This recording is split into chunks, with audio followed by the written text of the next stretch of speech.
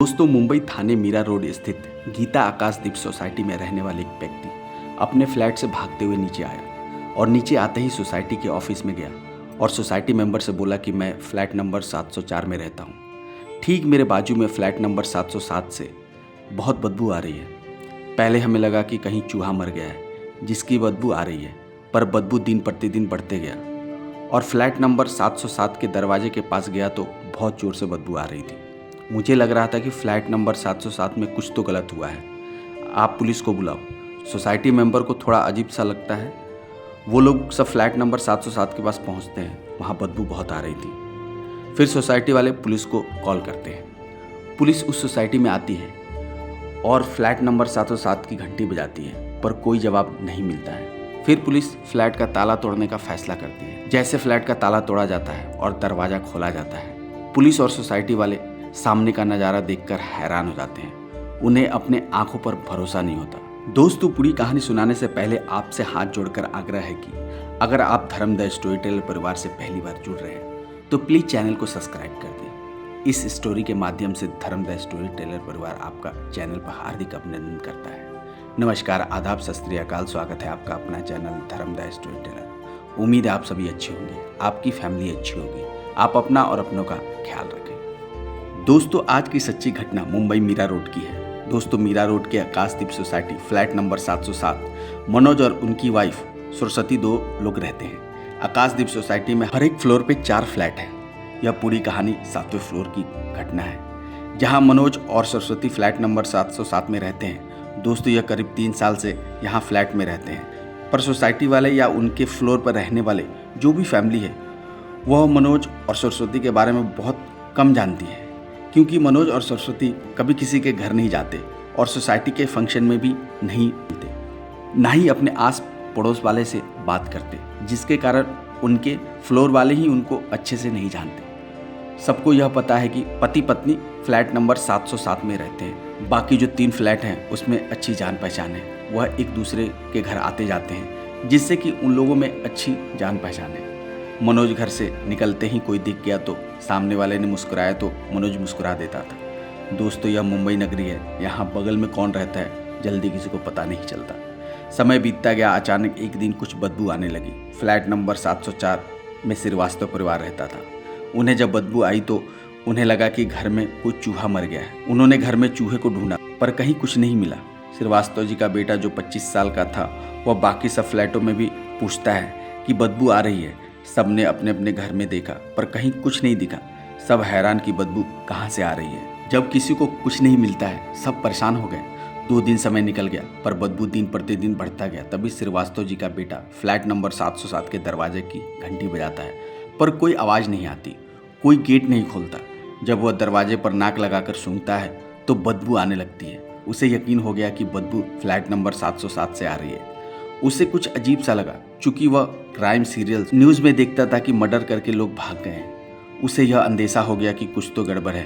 उसने society members को बुलाया। जब सब फ्लैट नंबर 707 के पास आए तो फ्लैट नंबर 707 से बदबू आ रही थी। सोसाइटी मेंबर वालों ने पुलिस को बुलाया। पुलिस आकर फ्लैट नंबर 707 का ताला तोड़ती है। जब पुलिस वाले अंदर जाते हैं तो अंदर से बहुत बदबू आती है। पुलिस वाले रूम में ढूंढते हैं, फ्रिज खोलते हैं, पर उन्हें कुछ नहीं मिलता। फिर पुलिस वाले किचन में जाते हैं तो वहाँ उन्हें 2 बाल्टी 2 टब दिखता है और गैस पर चढ़े हुए कुकर और फ्राई पैन दिखता है। पुलिस गौर से बाल्टी में देखती है तो उन्हें कुछ मांस का टुकड़ा दिखाई देता है, पर पुलिस वाले को भी समझ में नहीं आता है कि यह किस चीज़ का मांस का टुकड़ा है, क्योंकि मांस के बहुत छोटे छोटे टुकड़े थे। जब पुलिस टब में देखती है तो उसके रोंगटे खड़े हो जाते हैं। उसकी आंखें खुली की खुली रह जाती है। उन्हें पैर के टुकड़े दिखाई देते हैं। फिर पुलिस को यकीन हो जाता है कि यह किसी लेडीज के मांस के टुकड़े हैं।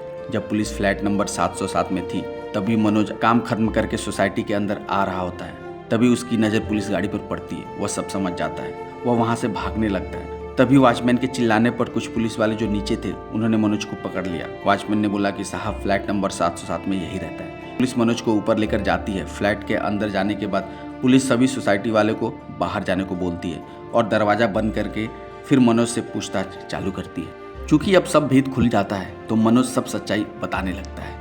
उसने दिल दहला देने वाला सच उजागर किया। आरोपी ने पुलिस को बताया कि यह मांस का टुकड़ा मेरी पत्नी सरस्वती की है। सरस्वती अहमदनगर की रहने वाली है। सरस्वती अनाथ है, उसकी 3 बहनें हैं। माँ बाप के बचपन में ही मर जाने के बाद उसे और उसकी तीनों बहनों को अनाथालय में रहना पड़ा। आश्रम में उसकी कक्षा 1 से 10 तक की पढ़ाई पूरी की। वह 10 साल तक आश्रम में ही रही। सरस्वती जब 18 साल की हुई तब उसने आश्रम छोड़ा और औरंगाबाद में अपनी बहन के साथ रहने लगी। वह 4 साल तक बहन के साथ रही। इसके बाद वह मुंबई शिफ्ट हो गई। मुंबई में वह मेरे संपर्क में आई। मैं बोरीवली में एक किराने की दुकान पर काम करता था। सरस्वती वहाँ सामान लेने आती थी। तभी हमारी और उसकी दोस्ती हो गई। मैंने सरस्वती को नौकरी दिलाने में बहुत मदद की। जब सरस्वती को मुंबई में रहने का कोई ठिकाना नहीं मिला तो मैंने अपने फ्लैट में कुछ समय तक रखा। फिर इस दौरान हम दोनों में प्यार हो गया और फिर हम लोगों ने शादी कर लिया। मेरा बोरीवली में फ्लैट था। मैंने उसे किराए पर लगाकर मीरा रोड शिफ्ट हो गया। मैंने अपना घर 35,000 किराए पर देकर मीरा रोड में 10,000 का घर किराए पर लिया और हम लोग वहाँ शिफ्ट हो गए। हमारी शादी का केवल सरस्वती के बहन को ही पता था, बाकी किसी को नहीं पता था कि हम शादीशुदा हैं। मनोज ने बताया कि सरस्वती मेरे पर बहुत शक करती थी कि मेरा किसी के साथ कोई चक्कर है। हम लोगों के बीच में झगड़ा होता रहता था। मनोज ने बताया कि एक शाम मैं काम पर से घर आया तो उसे ड्राइंग रूम में मरा हुआ देखा। उसने आत्महत्या कर ली थी। उसके मुंह से झाग निकल रहा था। उसने कीटनाशक दवा खाकर जान दे दी थी। यह मंजर देखकर वह घबरा गया और उसके लाशों के टुकड़े कर दिया ताकि वह फंस ना जाए। मनोज ने बताया कि सरस्वती के 100 के टुकड़े करने के बाद मैं खुद की जान लेना चाहता था। मनोज ने बताया कि उसने 3 बाल्टी में सरस्वती के बॉडी के टुकड़े को रखा था। वह 100 की दुर्गंध को छिपाने के लिए नियमित तौर से फ्लैट में स्प्रे करता था। मनोज ने 100 को काटने के लिए बाजार से पेड़ काटने वाली मशीन लाया। वह 3 दिन तक सरस्वती के बॉडी के टुकड़े करता रहा। मनोज ने 100 के कई टुकड़े किए। 100 से बदबू न आए इसके लिए मिक्सर में टुकड़ों को पीसकर कुकर में उबालकर उसकी हड्डियों को मांस से अलग कर दिया और उसे उबालकर रोजाना रोड के कुत्ते को खिला दिया करता था। पुलिस के पूछताछ से पता चला कि वह मांस के टुकड़ों को भूनकर भी रखता था जिससे कि बदबू ना आए। सरस्वती की हत्या 4 तारीख को हो गई थी और यह मामला 7 तारीख को सामने आया। पुलिस को मनोज पर अभी भी शक है कि वह मनोज सच्चाई नहीं बता रहा है। पुलिस को कहानियां बता रहा है पर सच्चाई कुछ और है। उसने ही हत्या की है या आत्महत्या नहीं है। खैर कोई बात नहीं, पुलिस तो सब पता लगा ही लेगी। फिलहाल मनोज को गिरफ्तार कर लिया गया है। उसके खिलाफ धारा 302 और 201 के तहत मामला दर्ज कर लिया गया है। पुलिस 100 के डीएनए टेस्ट करेगी जिससे पता चलेगा कि यह लाश सरस्वती की है। सरस्वती की बहनों ने पुलिस से गुहार लगाई है कि मनोज को कड़ी से कड़ी सजा दिलाया जाए ताकि फिर कोई आदमी ऐसी गलती ना करे। दोस्तों, जांच बहुत जोर शोर से चल रही है। पुलिस जल्द से जल्द मनोज को कड़ी से कड़ी सजा दिलाएगी और मौत कैसे हुई पता भी लगा लेगी कि यह हत्या है या आत्महत्या। दोस्तों, यह कहानी सुनाने का मेन उद्देश्य आपको जागृत करना है, आपका मनोबल बढ़ाना है। हम कभी नहीं चाहेंगे कि इस कहानी से आपका दिल दुखे।